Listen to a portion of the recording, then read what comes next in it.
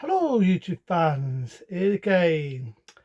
And I thought of doing a review in the movie marathon of Wooded Hour films. Why not? This one is definitely a good one. Come out the same year as Lady Hawk, being 1985, by Paul Holden. That being Pheasant Blood. That's right, Pheasant Blood. Now at the time after doing this, Paul Holden must have took a really liking of Wooded Hour because 2 years later he was going to have him. Bit of history here before I talk about the film. He was going to have him at us play Robotop. But for some reason, I don't know at the time, maybe Wooded Hour after doing Braid One or didn't feel comfortable playing a sideboard. So he kind of turned it down. And we all know the offering was going to go to Arnold Schwarzenegger. I think Arnie couldn't fit into the costume, same as Wooded Hour also couldn't fit into the costume. In one way, I'm kind of happy it went to Peter Weir. In another, I'm kind of curious what would have it been like. Wooded Hour would have got the role. Bit of history there, but Paul Holden, I suppose, had him in this film. That being Pheasant Blood. Now, Pheasant Blood, it's the era with princesses and princes and knights and horses and all that, but it's more what it was really like. And the thing with Paul Holden films are they're always out of iron. Think about it. Robotop, The Dud, The Dud, Total Recall, Starship Troopers. Pretty much his films are always out of iron. And in this, I give it leeway because it's based on that era. It's not showing you fairy stories about beautiful princesses and maidens. It really was like what you see in that era. Doesn't fuck around. So you got Wooded Hour, he's sort of like a bandit, sort of thief a night and all this with his other people, he's with his woman, he uses his kid, sadly to say, and so on. So they rob the palace and they kidnap a beautiful princess. Now this scene, I do feel it's a bit below the belt. There's a rape scene. Granted, it's not too in your face like I spit on you, Dave, but it's all like a dang rape scene and Wooded Hour and so on. You got an idea Wooded Hour has feelings for her, and something happens just to end it all. Happy to say, but we didn't really need to see that. And you get there's a love scene between the Dirt and Wooded Hour, and you don't know whether she's using Wooded Hour to escape or not. Then you've got this other knight who wants to save his woman.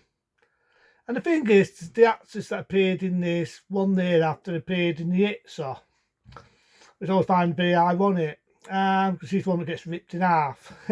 Wooded Hour kills her in that one. And like I say, there's a love scene. There's a bit where in like this big bath, reminds me of a jacuzzi. They're doing it, very nice. A lot of sets, a lot of nude there, lots of sets, lots of violence. It's a Paul Holden film, what do you expect? And like I say, the knight gets taught.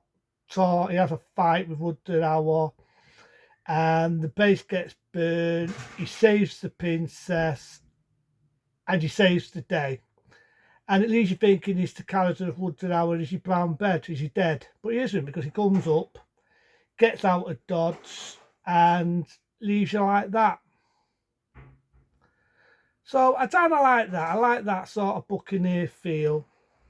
I kind of like that. It's that old school sort of film. And like I say, this became a popular film by Paul Holden. And you can definitely see after this, by 2 years later, he would do Robotop and Basic Instincts and other films. So, yeah, I do feel like this is a good one. Like I say, if you're going into it thinking it's going to be make believe land with beautiful princesses and a beautiful tassel, you're going to be wrong. It's more what it was really like. Like there's a bit where the people turn on Wooded Hour and he's trapped in this well and they spit at him and so on. Then there's a bit where he tries to get the woman again. There's a love scene between one man and the old bear. Like I say, I kind of like that sort of feel to it.